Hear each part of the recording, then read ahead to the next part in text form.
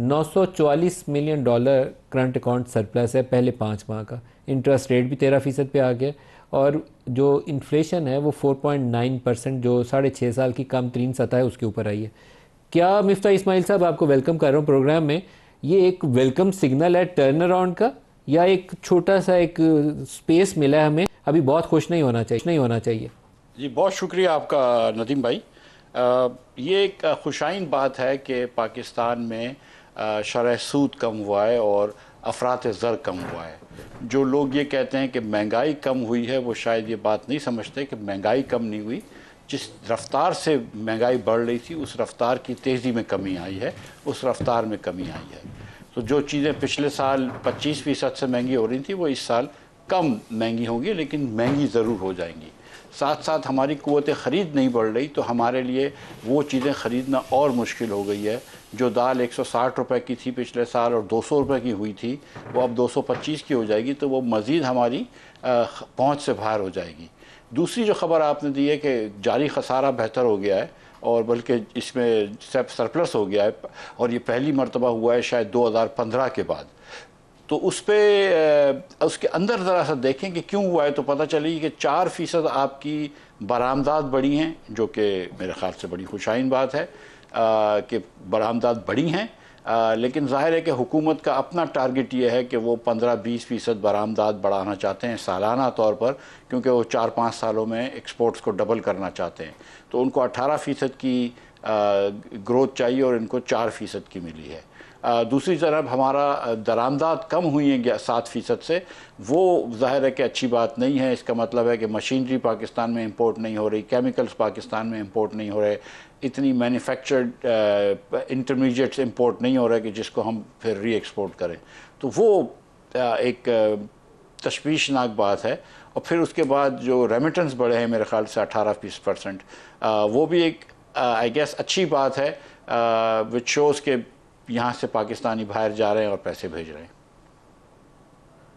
अच्छा मिफ्ता साहब, जो रिमिटेंसेस वाला फिनोमेना है वो बड़ा ही पॉजिटिव है। कुछ $3 बिलियन पर मंथ पे हम चले गए, $36 अरब के करीब करीब चले जाएगी इस साल रिमिटेंसेस। मुझे लगता है ट्रेंड बड़ा पॉजिटिव है। हम इसको अंडर एस्टिमेट करते हैं रिमिटेंसेस की पावर को। एक्सपोर्ट से ज़्यादा कमा के हमें रिमिटेंसेस दे रही हैं इस वक्त। जी, एक ज़माना था नदीम भाई के रेमिटेंस जो थी वो एक्सपोर्ट से काफ़ी कम होती थी, आधी के बराबर होती थी, फिर करीब आ गई, अब ज़्यादा हो गई है। और जिस तरह चल रहा है कि पाकिस्तान में जितना पेट्रोल में जितनी बिजली महंगी है, जितनी गैस महंगी है, जितने टैक्सेस ज़्यादा हैं, चाहे वो सैलरी क्लास पे हों या कंपनीज़ पे हों या बिजनेसेस पे हों, तो ऐसा लगता है कि पाकिस्तान में मैन्युफैक्चरिंग कम रहेगी, पाकिस्तान में एक्सपोर्ट्स कम रहेंगे और हमारे होनहार बच्चे जो हैं वो मुल्क के बाहर जाके हमको रेमिटेंस भेजा करेंगे, तो हम एक रेमिटेंस बेस्ड कंट्री हो जाएंगे अगर यही ट्रेंड चलता रहा। मैं नहीं समझता कि वो बहुत अच्छी बात है। रेमिटेंस बढ़े वो तो ठीक बात है किसी एक साल, लेकिन लॉन्ग टर्म अगर आपने रेमिटेंस पे ही गुजारा करना है, लॉन्ग टर्म अगर आपने इसी चीज़ पे तकिया करना है कि अपने पढ़े लिखे नौजवानों को मुल्क के बाहर जाना पड़ेगा नौकरी ढूंढने, तो वो शायद एक सही स्ट्रैटेजी नहीं है। अभी भी आपने देखा कि जो ग्रीस में कश्ती उल्टी है उसमें भी जो 45 लोग पाकिस्तानी थे, 2-3 जाँ बहक भी हो गए। उससे पहले एक मरतबा जब हादसा हुआ था तो कुछ 100 लोग से ज़्यादा पाकिस्तानी थे। तो एक लिहाज से देखा जाए तो ये शर्म की बात भी है कि जहाँ पे भी इलीगल माइग्रेशन भी हो रही होती है, लीबिया से ग्रीस भी हो रही है, तो उसमें ज़्यादातर पाकिस्तानी है। अच्छा मिफ्ता साहब, एक चीज़ जो हमारे कुछ सियाने हैं पॉलिसी साहब, उनकी मेरी समझ से अकल से बिल्कुल वो बालातर हैं। हमें टेक्सटाइल शायद कोई $25-30 अरब मज़ीद कमा के नहीं दे सकता, क्योंकि उसमें हमने कोई बहुत इन्वेस्टमेंट नहीं की रिसेंट ईयर्स में। पीटीआई के दौर में आखिर में जब इन्होंने वो टर्फ की स्कीम दी थी तो कुछ पैसा आया था, अदरवाइज़ डेड चल रहा है बड़े सालों से। एक एरिया है आपका आईटी एक्सपोर्ट्स का और आईटी इनेबल्ड सर्विसेज का, और उसका बेड़ा गर्क करने के लिए हमने पिछला 10 महीने का टाइम पूरा जोर लगाया है कि यहाँ से कुछ ना हो पाए। कभी इंटरनेट बंद कर देते हैं, कभी वीपीएन की शर्त आयद कर देते हैं। तो पॉलिसी साजिश में तो कोई अक्ल का काम होना चाहिए। $8-10 अरब आसानी से आपको ये एरिया कमा के दे सकता है। नदीम भाई, जो एकदम सितम की बात है वो ये है कि उन हमारे बच्चे जो कि ख़ुद किसी ने थोड़ा सा डिप्लोमा लिया हुआ है, हुकूमत की यूनिवर्सिटियों से कुछ नहीं पढ़ा हुआ, और ख़ुद बेचारों ने बैठ के अब इंटरनेट से ख़ुद ही सीखा है, प्रोग्रामिंग लैंग्वेजेस सीख ली हैं, सी सीख ली है, किसी ने C++ सीख ली है, जावा सीख ली है, वगैरह वगैरह। और वो बच्चे जो हैं वो अब दुनिया भर में अपनी हुनर बेच रहे हैं, फ्रीलांसिंग का काम कर रहे हैं। मैं लास्ट वीक इस्लामाबाद में एक रेस्टोरेंट में था, तो एक बच्चा मेरे पास आया और मैं उससे पूछ रहा था कि बेटा क्या करते हो, तो उसने कहा सेमीकंडक्टर सपोर्ट सर्विसेज में काम करता हूँ। तो मैंने कहा बेटा पाकिस्तान में ये होता है? तो बोलता है नहीं अंकल, वो अमेरिका में होता है, मैं यहाँ से उसको सर्विसेज प्रोवाइड करता हूँ इस्लामाबाद से। तो मैंने फिर इससे पूछा कि इंटरनेट से तकलीफ़ होती है? तो बोलता है कि देखें हमारा सारा काम जो है वो VPN के थ्रू होता है, जो उस कंपनी के सर्वर पे होता है, क्योंकि उनकी प्रोप्राइटरी टेक्नोलॉजी है, तो हमको ये करना बहुत मुश्किल होता है। हम ये VPN पे कर रहे होते हैं। जब हमने PTA से पूछा कि अपना VPN कैसे रजिस्टर करें, तो उन्होंने कहा कोई सेटिंग से कर लो। उनको ये भी नहीं पता थी कि किस सेटिंग से करोगे, उन्होंने कहा सारी सेटिंग्स ट्राई कर लो, किसी एक से हो जाएगा। तो सीरियसली आई थिंक कि ये जो इंटरनेट बंद करने की जो रविश है पाकिस्तान में, और स्लो कर देने की, और कभी VPN बंद कर देने की, कभी फलां ऐप बंद कर देने की, कभी फलां ऐप बंद कर देने की, ये एकदम काउंटर प्रोडक्टिव है। जो I mean just to be very honest, जो PTI का बयानिया है जिसकी वजह से ये सारी चीज़ें हुई हैं, वो तो लोगों तक पहुंच जाता है। व्हाट्सएप फॉरवर्ड तस्वीरें खुले या ना खुलें वो दूसरे दिन मिल जाता है। और वो जो भी आपको मतलब हुकूमत का बयानिया जो है उससे बहुत ज़्यादा PTI का बयानिया चलता है पाकिस्तान में। हुकूमत के पास तो खैर कोई बयानिया है ही नहीं। तो मैं समझता हूँ कि अगर फेक इन्फॉर्मेशन है तो उसको करेक्ट इन्फॉर्मेशन से आप काउंटर करें, अगर गलत इन्फॉर्मेशन है तो सही इन्फॉर्मेशन से काउंटर करें। ये इन्फॉर्मेशन बंद करना आज के दौर में ये मुनासिब नहीं है, और इससे हमारे ये जो बच्चे हैं जिनको हम नौकरी नहीं दे सके, जो पाकिस्तान में बैठ के बेचारे वीज़ा भी नहीं ले सकते, और जिसको बहरहाल अपने हुनर की वजह से नौकरी मिली, अगर उनकी रोज़ी रोटी के पीछे भी हम पड़ जाएँ तो बहुत ज़्यादती है। सर अभी जो हमारे रिज़र्व्स हैं कोई 12 अरब डॉलर के करीब रिज़र्व्स हैं, और उसके अंदर पिछले कई महीनों से हम मुसलसल इंटरबैंक से बाइंग भी करते रहे हैं। मेरे पास एग्जैक्ट फिगर नहीं है, शायद आप उसके ऊपर कुछ रोशनी डाल सकें। क्या एक्सचेंज रेट मौजूदा आपको लगता है कंपैरेटिव है 278 के ऊपर अच्छा है, या वो हमारी बाइंग की वजह से 278 पे, अदरवाइज ये स्ट्रेंथन हो जाता रुपये? लेकिन जो सर मैंने सुना है कि 1.8 बिलियन डॉलर्स स्टेट बैंक ने पिछले 3 महीने में ख़रीदे हैं इस क्वार्टर में। तो इसका मतलब है कि काफ़ी हेल्दी सिचुएशन है रुपए की एक्सचेंज रेट की, और अगर स्टेट बैंक नहीं ख़रीदता तो शायद रुपया की वैल्यू बढ़ जाती। लेकिन स्टेट बैंक को ये ख़रीदना ज़रूरी है, क्योंकि हमको इस वक्त कर्ज़ नहीं मिल रहा, तो हमको अपने जो रेमिटेंसेस जो पेमेंट्स करने के लिए ख़रीदना ज़रूरी है।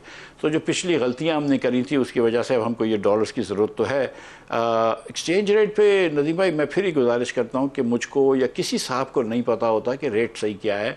जो मार्केट का रेट होता है वो रेट होना चाहिए, और अगर मार्केट में ये रेट है स्टेट बैंक के ख़रीदने के बाद भी, तो ये रेट ठीक है, इससे हमारी ज़रूरत पूरी हो रही हैं। हमको जो इंपोर्ट करना है वो इंपोर्ट हो रहा है, हम जो एक्सपोर्ट कर सकते हैं वो एक्सपोर्ट हो रहा है, और जो हमको कर्ज़ हमने लिए हुए हमको वापस करने हैं वो वापस हो रहे हैं।